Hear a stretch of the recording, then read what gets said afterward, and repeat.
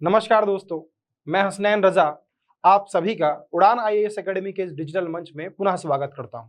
जिस प्रकार आपने थंबनेल में देख ही लिया होगा कि आज हम करंट अफेयर की वीकली क्लास लेकर के आए हैं और आने वाले प्रत्येक सप्ताह के रविवार को आपके समक्ष ये सीरीज जारी रखेंगे जब तक तब तक के आपका एग्जाम नहीं निकल जाता है। ठीक, अब एग्जाम की बात अगर अपन करेंगे तो ये बात किसी से छुपी हुई नहीं है कि सीजीपीएससी का प्रीलिम्स हो चाहे व्यापम के अलग अलग एग्जाम हो, सभी एग्जाम में करंट अफेयर का जो रेशियो रहता है वो पर्याप्त रहता है। और ये एकमात्र ऐसा जो फोकस करने वाला सब्जेक्ट है जिसमें आप पुराने विद्यार्थियों को भी पीछे छोड़ सकते हो, क्योंकि वो पुराना विद्यार्थी इतिहास, भूगोल और जो आपका संविधान है, छत्तीसगढ़ का सब्जेक्ट है, उसको कई कई बार पढ़ चुका है। लेकिन करंट अफेयर उसके लिए भी नया है और आपके लिए भी नया है। यानी कि इसका जो महत्व है वो ऐसा है कि नए विद्यार्थी उन पुराने विद्यार्थियों को पीछे छोड़ करके, है ना, पोस्ट तक के पहुंच सकते हैं, या मैं ऐसा बोलूं कि प्रीलिम्स को क्वालिफाई कर सकते हैं। तो करंट अफेयर की इस महत्व को समझते हुए भाई आप लोग लगातार उड़ान आईएएस एकेडमी के डिजिटल मंच को फॉलो करते रहे और रविवार, प्रत्येक रविवार को मैं आपके समक्ष करंट अफेयर की एक क्लास लेकर के उपस्थित होऊंगा।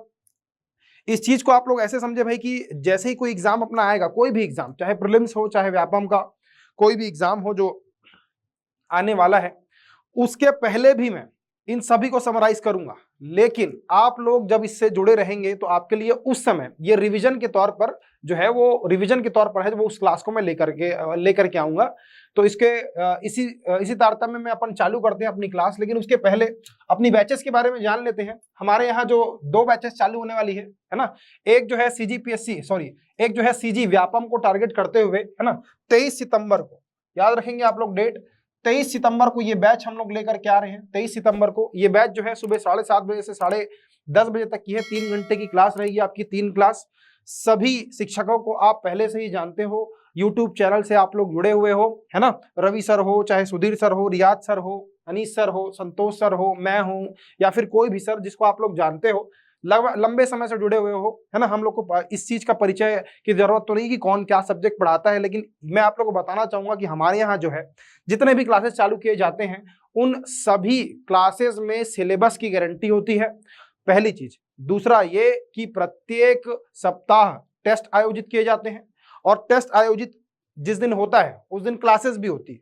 इसके बाद एक और चीज है कि हमारे यहाँ, है ना, प्रिंटेड नोट्स भी आपको उपलब्ध करवाए जाएंगे, है ना। इसके अलावा जो आपको सुविधा प्रदान की जाएगी वो हमारे यहाँ डिजिटल जो हमारा जो ऐप है, छत्तीसगढ़ ऐप, उड़ान छत्तीसगढ़ ऐप है, उसमें भी आपको सब्सक्रिप्शन दिया जाएगा। तो आप एक क्लास को कई कई बार भी देख सकते हैं, ऐसा। ठीक, आने वाला तो आपको पता है, कुछ पदों की घोषणा हो चुकी है, कुछ पदों की घोषणा होने को है। सामने स्थानीय निकाय चुनाव है, इसको देखते हुए हमारे यहाँ बहुत सारे जो बैचेस है वो चालू होंगे। इसके बाद एक और एग्जाम की अगर हम बात करें, आरआरबी की, भाई बहुत बड़ी अपॉर्चुनिटी है आपके सामने, बहुत बड़ी अपॉर्चुनिटी। ये बैच जो है ये भी, है ना, 25 सितंबर को ये चालू होने वाला है, शाम का बैच है ये बहुत बड़ी अपॉर्चुनिटी इसलिए है क्योंकि अभी देखा जा रहा है कि छत्तीसगढ़ में इतने एग्जाम नहीं हो रहे हैं। तो उस बीच में आपको अपनी पढ़ाई से जुड़े रहने के लिए, है ना, एग्जाम को लगातार टारगेट करना बहुत जरूरी है। आरआरबी का एग्जाम एक परफेक्ट एग्जाम हो सकता है, बहुत सुनहरा मौका हो सकता है।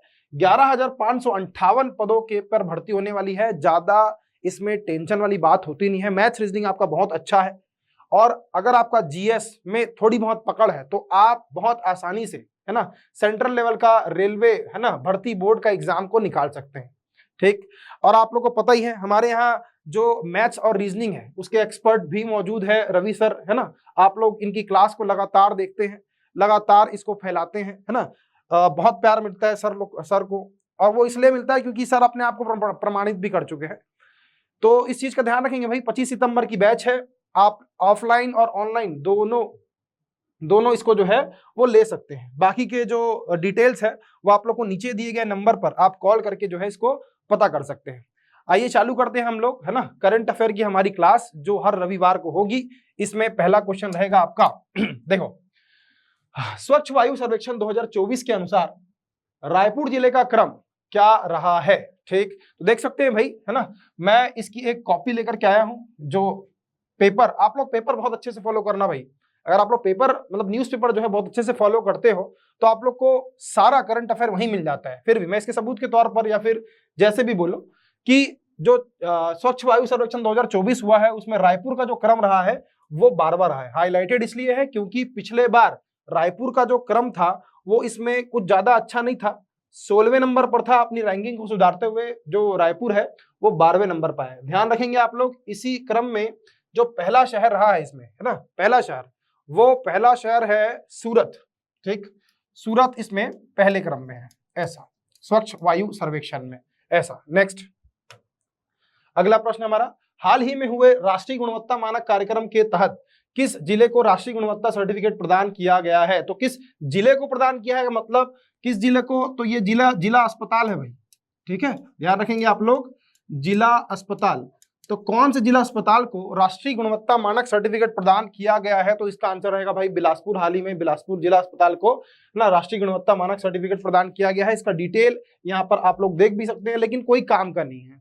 जो चीजें काम की है, जो एकदम जिस्ट है, जिसको पूछा जाएगा मैं वही आप लोग के समक्ष लेकर के आया हूं। बिल्कुल भी ऐसा करंट अफेयर अपन नहीं देखेंगे जो बिल्कुल पूछने की संभावना नहीं है। जितना कम से कम हो सके और जितना ज्यादा महत्वपूर्ण हो सके अपन उस पर फोकस करेंगे। और इस चीज की गारंटी भाई, जब से लेकर मैं एग्जाम तक के पढ़ाऊंगा, एकदम आपको 100% अपने एग्जाम में यहां पर से प्रश्न देखने के लिए मिलेंगे, गारंटी इस चीज की। नेक्स्ट, हाल ही में केंद्र सरकार द्वारा अंडमान निकोबार के पोर्ट ब्लेयर का नाम बदलकर क्या रखा गया है? ठीक, बहुत ही महत्वपूर्ण क्वेश्चन है।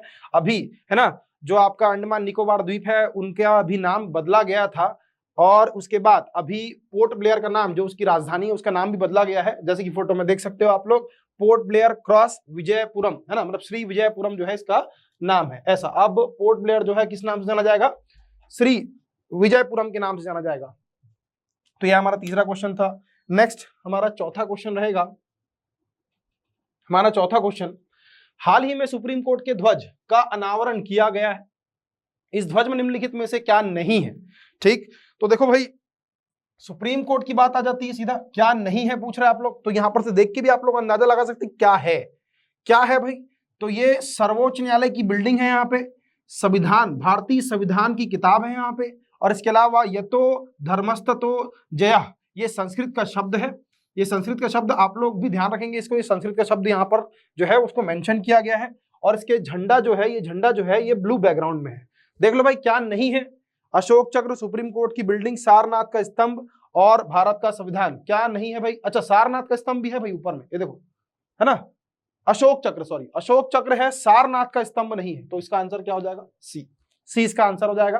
फोटो में भी आप लोग देख सकते हैं। नेक्स्ट अपना अगला प्रश्न रहेगा इसमें, पेरिस पैरालंपिक में भारत ने कुल कितने पदक जीते? ठीक, तो आप लोगों को पता होगा भाई इसका आंसर है 29। भारत ने पैरा ओलंपिक में 29 पदक जीते हैं, आप लोग ध्यान रखेंगे। अब देखो भाई, अपने यहाँ जो ओलंपिक इस बार हुआ है वो बहुत ज्यादा महत्वपूर्ण है। मैं एक पेपर की कटिंग लेकर के आया हूं जिसमें पैरा ओलंपिक और जो सामान्य ओलंपिक हुआ है उसका कंपेयर दिया हुआ है ना। 84 एथलीट पैरालंपिक में गए थे, 117 एथलीट जो है वो अपने ओलंपिक में गए थे। वहां पर का अपना रेशियो क्या रहा? तो 1 सिल्वर रहा और 5 कांस्य रहा। लेकिन हमारे यहाँ जो एथलीट गए थे, जो पैरा एथलीट गए थे, उसमें 7 स्वर्ण है। और 7 स्वर्ण कौन कौन है? देखो लो, यहाँ पर दिख रहा होगा आप लोग को, अवनी लखरा है, सुमित अंतिल है, नवदीप सिंह है, हरविंदर सिंह है ना, नितेश कुमार है, प्रवीण कुमार और धर्मवीर, है ना। इनको तो आप जानते ही होंगे, बहुत ज्यादा वायरल देखे होंगे आप लोग, इनको रील्स वगैरह में देखे होंगे। नवदीप सिंह, खाओ मां कसम, ऐसा। ठीक, तो 29 ये 29 जो पदक है ये टोटल रहे हैं, जिसमें 7 स्वर्ण 9 रजत और आपके 13 कांस्य है। ठीक, 7 स्वर्ण 9 रजत और 13 कांस्य। आप लोग को हर किसी का नाम याद रखने की जरूरत नहीं भाई, केवल जो स्वर्ण प्राप्त करता है, जो स्वर्ण पदक जीते हैं उनके नाम आप याद रखेंगे बस। टोटल पदक 29 है और इधर टोटल पदक कितने हैं? 6 है, ऐसा। ठीक, नेक्स्ट अगला प्रश्न हमारा रहेगा, चर्चा में रही आलोरा गुफा छत्तीसगढ़ के किस जिले में अवस्थित है? ये पिछले बार भी चर्चा में रही थी, इस बार भी चर्चा में रही है। ठीक, ये आलोरा गुफा जो है इसका आंसर तो खैर कोंडागांव है। ठीक है, कोंडागांव इसका आंसर है। समझना भाई कि बस्तर का जो प्रवेश द्वार है कोंडागांव, यहाँ कोंडागांव में लिंगेश्वरी माता का मंदिर है। ठीक है, लिंगेश्वरी माता का मंदिर है। तो इस मंदिर को लेकर के भी आपसे प्रश्न पूछा जा सकता है। प्रत्येक वर्ष क्या होता है कि बस्तर में खुशहाली के लिए, ठीक है, बस्तर में खुशहाली के लिए, यानी कि बस्तर में आने वाला वर्ष कैसा रहेगा, इसको लेकर के वहां पर प्रत्येक वर्ष पूजा की जाती है और एक ही बार ये साल में खुलता है, इसीलिए ये ज्यादा महत्वपूर्ण भी हो जाता है। गुफा, पहाड़, झरना आजकल प्रीलिम्स में, सीजीपीएससी प्रीलिम्स से पूछे जाते हैं भाई, तो ध्यान रखेंगे आप लोग। अलोरा गुफा, कोंडागांव। नेक्स्ट, छत्तीसगढ़ तीरंदाजी संघ का अध्यक्ष किसे चुना गया है? ये अध्यक्ष जो है ये इसका आंसर तो विष्णुदेव साय है, और इसीलिए ये जो प्रश्न है वो महत्वपूर्ण हो जाता है कि छत्तीसगढ़ के तीरंदाजी संघ का अध्यक्ष फिलहाल में किसे चुना गया है, तो ये विष्णुदेव साय जी को जो है उसका अध्यक्ष बनाया गया है। नेक्स्ट, अगला प्रश्न, केंद्र सरकार द्वारा संचालित ऑपरेशन सद्भाव का संबंध है हैती के सिविल वार से, इजराइल फिलिस्तीन संघर्ष से, म्यांमार, लाओस, वियतनाम, ये लॉस नहीं है भाई ना, ये लाओस है, वियतनाम की सहायता हेतु, रूस यूक्रेन के युद्ध को रोकने हेतु। तो इसका आंसर जो है वो सी है भाई, म्यांमार, लाओस, वियतनाम की सहायता हेतु ऑपरेशन सद्भाव चालू किया गया है। ये ऑपरेशन वगैरह जो संचालित होते हैं वो महत्वपूर्ण होते हैं। आप लोग को इसमें दिख रहा नहीं होगा, ये थोड़ा सा छोटा हो गया है, लेकिन फिर भी आप लोग जानो कि ये जो ऑपरेशन सद्भाव है यहाँ पर लिखा हुआ है, ये मैं देख पा रहा हूँ, इसको मेरे लिए विजिबल, आप लोग के लिए विजिबल नहीं होगा, ये मैं समझ रहा हूँ, लेकिन आप लोग जानो भाई कि अभी एशिया के इतिहास का, है ना, एशिया के इतिहास का सबसे शक्तिशाली तूफान कहे जाने वाले जो तूफान है, तूफान यागी, इस तूफान का नाम है यागी, ठीक ऐसा। इस यागी तूफान से, है ना, ये तीन देश जो है वो जूझ रहे हैं, म्यांमार, लाओस और वियतनाम, तो इनकी सहायता हेतु हमारी भारत सरकार के द्वारा ऑपरेशन सद्भाव जो है वो संचालित किया गया था, आप इसको ध्यान में रखेंगे ऐसा, ठीक। नेक्स्ट, अगला, ये बहुत ज्यादा महत्वपूर्ण प्रश्न रहेगा भाई, हाल ही में छत्तीसगढ़ सरकार द्वारा राज्य में कितने नगर पालिका का गठन किया गया है? तो इसको ध्यान में रखेंगे आप लोग, इसका आंसर तो है दो नगर पालिका का गठन किया गया है भाई, ठीक। इसमें जो 2 नगर पालिका आप लोग देख सकते हो, छत्तीसगढ़ के राजपत्र में भी इसका प्रकाशन हो चुका है, ठीक। एक नगर पालिका बनाया गया है अभनपुर को, ठीक, ये अभनपुर, रायपुर वाला अभनपुर, और एक रहेगा पत्थलगांव। कहां पड़ता है पत्थलगांव? तो ये जसपुर वाला पत्थलगांव, ठीक। अभनपुर और पत्थलगांव को 2 नया जो है वो क्या बनाया गया है, नगर पालिका का दर्जा दिया गया है। आप लोगों को पता होगा हमारे यहाँ टोटल जो नगरीय निकाय है वो 184 है भाई, 184, जिसमें जो 14 नगर निगम है और आपके नगर पालिका और नगर पंचायत जो है इसकी संख्या क्रमशः 48 और 122 है। इसको ध्यान में रखना आप लोग, लेटेस्ट है रहेगा ये, अभनपुर और पत्थलगांव को मिलाकर 14 नगर निगम, 48 नगर पालिका और 122 जो है वो नगर पंचायत है। अभी हाल ही में, मतलब अभी है ना, आने वाले 2 महीने में इसका चुनाव भी होने वाला है, तो ये डेटा आप लोग के लिए इंपॉर्टेंट हो सकता है।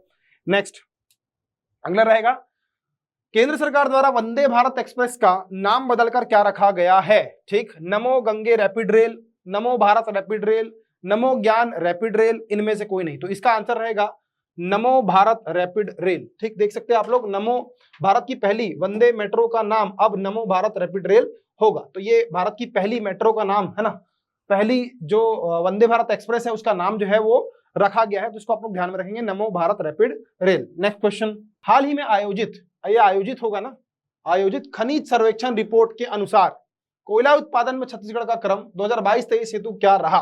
ठीक है, तो कोयला उत्पादन में छत्तीसगढ़ का जो क्रम है भाई, वो हमेशा लगभग जब अपन पढ़ते हैं तो पहला ही पढ़ते हैं, लेकिन ये इस बार क्या रहा है, दूसरा रहा है। इसको आप लोग ध्यान में रखेंगे, दूसरा क्रम में भारत छत्तीसगढ़ जो है वो कोयला उत्पादन में रहा है। पहला कौन सा है, तो उड़ीसा है, और तीसरा कौन सा है, तो झारखंड है, और बीच में कौन है हमारा, छत्तीसगढ़। तो कोयला उत्पादन का क्रम जो है ये अपने छत्तीसगढ़ के जीएस के लिए इंपॉर्टेंट हो सकता है आपके। नेक्स्ट, हाल ही में एशियाई चैंपियंस ट्रॉफी हॉकी 2024 का आयोजन किस देश में किया गया था? तो इसका आंसर जो है वो चीन है भाई। ठीक, ध्यान रखना आप लोग, चीन में इसका आयोजन किया गया था, भारत ने इसको जीत लिया है। तो ये बहुत ही महत्वपूर्ण न्यूज हो सकती है कि भारत जो है वो एशियाई हॉकी चैंपियनशिप का विजेता है। और आप लोग ध्यान में रखना कि उपविजेता जो है, उपविजेता और कोई नहीं, मेजबान चाइना ही है ना, उपविजेता चीन ही है। 1-0 से अपन हराए उसको, और एकमात्र गोल जो है वो जुगराज, ठीक, ये हमारे हॉकी के प्लेयर है जुगराज, इन्होंने एकमात्र गोल किया था। नेक्स्ट, अगला प्रश्न रहेगा हमारा, दिल्ली के मुख्यमंत्री के रूप में अभी तक कितनी महिलाओं को नियुक्त किया जा चुका है? आप लोगों को पता होगा, है ना, संविधान पढ़ते हैं आप लोग, नियुक्त करते हैं भाई, है ना, बहुमत प्राप्त दल के नेता को क्या नियुक्त किया जाता है? केंद्र में प्रधानमंत्री, राज्य में मुख्यमंत्री। तो आप लोग याद रखना भाई कि जो नियुक्त, ये जो प्रश्न बना है वो इसलिए बना है क्योंकि अभी ये जो आतिशी है, आप लोग देख रहे होंगे, है ना, इनका पूरा नाम मेरे को खुद नहीं पता, मैं बहुत सारा न्यूज देखा, लेकिन आतिशी ये नाम मेरे को मिला है। देखो भाई समझो कि अभी तक के दिल्ली में, ठीक है, 3 महिला मुख्यमंत्री हो चुकी है। पहली बहुत ज्यादा फेमस सुषमा स्वराज, ठीक है, सुषमा स्वराज ये पहली महिला मुख्यमंत्री थी दिल्ली की। दूसरी जो थी वो थी शीला दीक्षित ऐसा। और तीसरी महिला है आतिशी, ठीक, आतिशी ऐसा।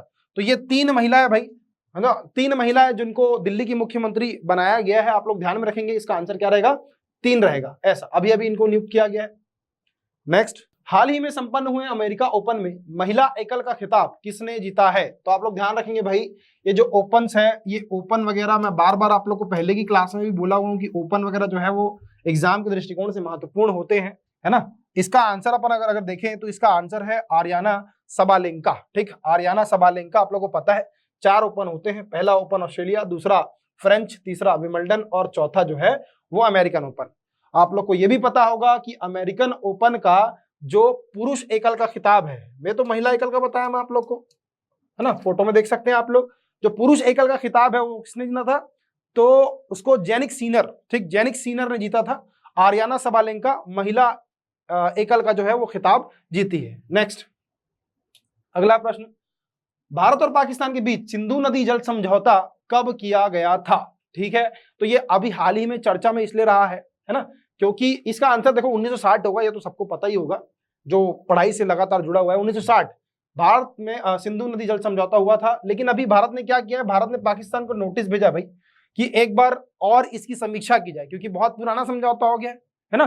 तो इसी दृष्टिकोण में कि बदलते हुए स्वरूप में अब इस संधि में जो भी करार किए गए थे उसको बदलने का समय आ चुका है। तो ये अभी थोड़ा हाईलाइटेड मुद्दा है भाई, इसको ध्यान रखेंगे आप लोग।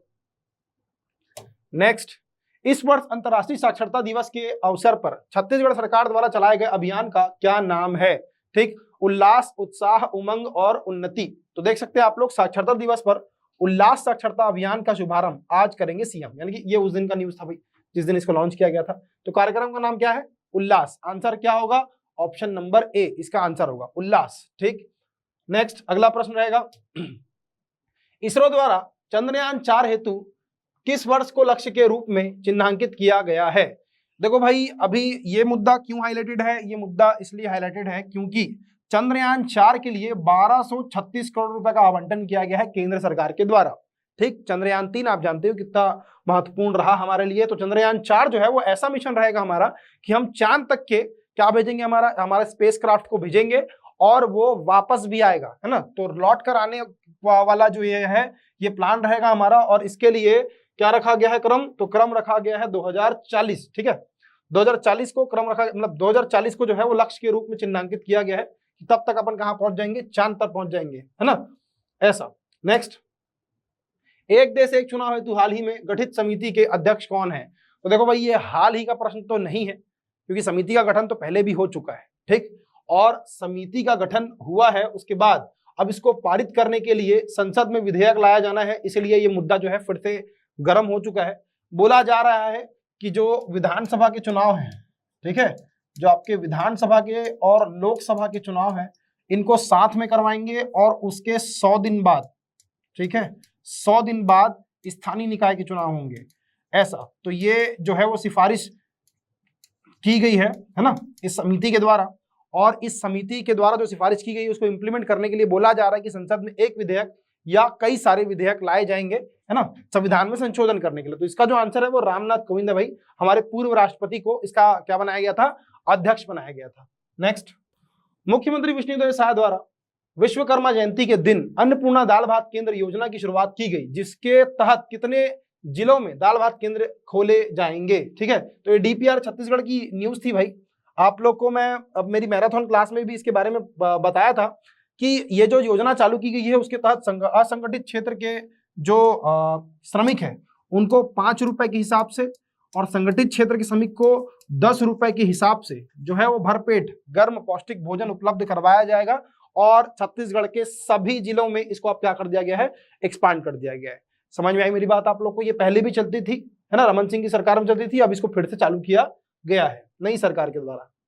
नेक्स्ट, स्वच्छता ही सेवा पखवाड़ा कार्यक्रम का आयोजन मुख्यमंत्री द्वारा किस तिथि को किया गया? ठीक, तो स्वच्छता ही सेवा पखवाड़ा कार्यक्रम, ये फिर से जनसंपर्क की न्यूज थी ये, है ना। तो इसका जो आयोजन है, इसका जो उद्घाटन है वो कब किया गया है? वो इसका आंसर रहेगा 17 सितंबर। 17 सितंबर जो है वो इसका डेट है। 184 नगरीय निकायों में इस कार्यक्रम का आयोजन किया था भाई। स्वच्छता ही सेवा पखवाड़ा क्यों किया गया था, है ना, स्वच्छता के महत्व को समझने के लिए, और जो हमारी केंद्र सरकार के द्वारा इनिशिएटिव चलाया गया है स्वच्छ भारत अभियान, उसको भी अमली जामा पहनाने के लिए इसको जो है वो आयोजित किया गया था। तो आप लोग ध्यान में रखेंगे, स्वच्छता पखवाड़ा कार्यक्रम 17 सितंबर, ऐसा। नेक्स्ट, जम्मू कश्मीर राज्य के पुनर्गठन के पश्चात पहले विधानसभा चुनाव को कितने चरणों में पूर्ण किया जाना है? ठीक है, ये बहुत ही महत्वपूर्ण न्यूज है। इसका आंसर जो है वो 3 होगा। 3 चरण में मतदान होना है। आप लोग इसका डिटेल यहाँ पर देख भी सकते हो। अभी पहले चरण का चुनाव जो है वो कंप्लीट हुआ है, ठीक, और पहले चरण के चुनाव का डिटेल तो अपने को याद रखने की जरूरत नहीं कि कितना % हुआ है, क्या हुआ है। जो अपना फाइनल रहेगा उसको अपन याद रखेंगे। लेकिन अभी ध्यान रख लो भाई कि इसमें जो जम्मू कश्मीर का विधानसभा चुनाव हो रहा है, ठीक है, इस विधानसभा चुनाव में परिसीमन आयोग के द्वारा जो सीटें निर्धारित की गई थी, कितनी सीटें निर्धारित की गई है जम्मू कश्मीर के लिए? तो ये निर्धारित की गई है 124, 124, ठीक है। जो मेन लैंड है आपका, मेन लैंड, उस मेन लैंड में 90 सीट है, और जो आपका अक्साई चीन और पाक ऑक्यूपाइड कश्मीर है उसके लिए बाकी बची हुई सीट जो है वो रिजर्व रखी जाएगी। जब भी भारत में भविष्य में उसको शामिल किया जाएगा, वैसे तो हमारा ही हिस्सा है लेकिन अभी हमारा वहां प्रशासन चलता नहीं है, तो ये 24 सीट को रिजर्व रखा गया है। और मेन लैंड की जो 90 सीट है उसके लिए चुनाव होगा 3 चरणों में। आप लोग इसको ध्यान में रखेंगे। नेक्स्ट, अगला प्रश्न रहेगा हमारा 22वां प्रश्न, केंद्रीय मंत्री नितिन गडकरी द्वारा हाल ही में छत्तीसगढ़ के किस जिले में विश्व के सबसे ऊंचे बांस के टावर का अनावरण किया गया है? तो इसका आंसर जो है वो बेमेतरा है भाई। बेमेतरा में, ये देखो यहाँ पर दिख रहा होगा आप लोगों को फोटो में, बड़ा ही सुंदर ये बांस का टावर जो है इसको बनाया गया है भाई, है ना। ये स्वदेशी शिल्प को बढ़ावा दे रहा है, और केंद्रीय मंत्री नितिन गडकरी के द्वारा क्या किया गया था? इसका उद्घाटन किया गया था 18 सितंबर को, ठीक है। कहाँ किया गया था? बेमेतरा में। नेक्स्ट, अगला प्रश्न रहेगा हमारा कि हाल ही में विश्व के पहले गिद्ध संरक्षण एवं प्रजनन केंद्र का उद्घाटन भारत के किस राज्य में किया गया है? ठीक है, इसको आप लोग ध्यान में रखेंगे भाई कि हमारे यहाँ गिद्ध जो है वो एक पौराणिक पक्षी है भाई, और इसके संरक्षण और प्रजनन के लिए पहली बार प्रयास किया गया है उत्तर प्रदेश के द्वारा। यहाँ पर फोटो में देख सकते हो आप लोग, महाराजगंज है जनपद, और इसको याद करने की जरूरत नहीं है, केवल उत्तर प्रदेश याद रखो, अपने एग्जाम के दृष्टिकोण से वही महत्वपूर्ण है। उत्तर प्रदेश में किया गया है ये ऐसा काम। नेक्स्ट, 24वां, हाल ही में संपन्न हुए मंत्री परिषद की बैठक में बस्तर क्षेत्र विकास प्राधिकरण का अध्यक्ष किसे चुना गया है? तो ये एकदम आज मैं जब इसको शूट कर रहा हूँ, है ना, वीडियो को रिकॉर्ड कर रहा हूँ, उसके जस्ट, है ना, एक दिन पहले ये काम किया गया है। केंद्रीय मतलब अपना जो कैबिनेट मंत्री की बैठक हुई थी उसमें। तो देखो भाई, समझो इसको कि गोमती साय जो है इनको सरगुजा, ठीक है, सरगुजा क्षेत्र विकास प्राधिकरण का अध्यक्ष बनाया गया भाई, ठीक, नियुक्त किया गया इनको। लता उसेंडी इनको बस्तर क्षेत्र विकास प्राधिकरण, और इसके अलावा बाकी उपाध्यक्ष अपॉइंट किए गए भाई, जो एग्जाम के दृष्टिकोण से उतने महत्वपूर्ण नहीं है। 2 नाम याद रखेंगे, गोमती साय और लता उसेंडी। बस्तर के लिए लता उसेंडी और गोमती साय सरगुजा के लिए। प्रश्न क्या था हमारा? बस्तर था, तो इसका आंसर क्या हो जाएगा? लता उसेंडी, ऐसा। अब यह हमारा आखिरी प्रश्न रहेगा, हाल ही में प्रधानमंत्री के द्वारा जनजातियों के कल्याण हेतु छत्तीसगढ़ राज्य को कौन सी योजना समर्पित की गई है? एग्जाम के दृष्टिकोण से इंपॉर्टेंट हो सकता है क्योंकि प्रधानमंत्री द्वारा जो है इसको लॉन्च किया गया है, ठीक, देख सकते हैं आप लोग, प्रधानमंत्री जनजाति उन्नत ग्राम, ठीक है। क्या योजना का नाम है? प्रधानमंत्री जनजाति उन्नत ग्राम योजना। इस योजना के तहत क्या किया जाएगा भाई? इस योजना के तहत जनजातियों को मूलभूत सुविधा जो है वो प्रदान की जाएगी, ऐसा ये जो है ये योजना का उद्देश्य रहेगा। इसके लिए देख सकते हो आप लोग, है ना, 79,156 करोड़ रुपए का आवंटन किया गया है, जो कि केंद्र सरकार की बहुत ही बड़ी योजना है, ऐसा। तो ये हुआ हमारा करंट अफेयर का पूरे सप्ताह का 25 महत्वपूर्ण प्रश्न। आशा करता हूं कि आप लोग को ये अच्छा लगा होगा।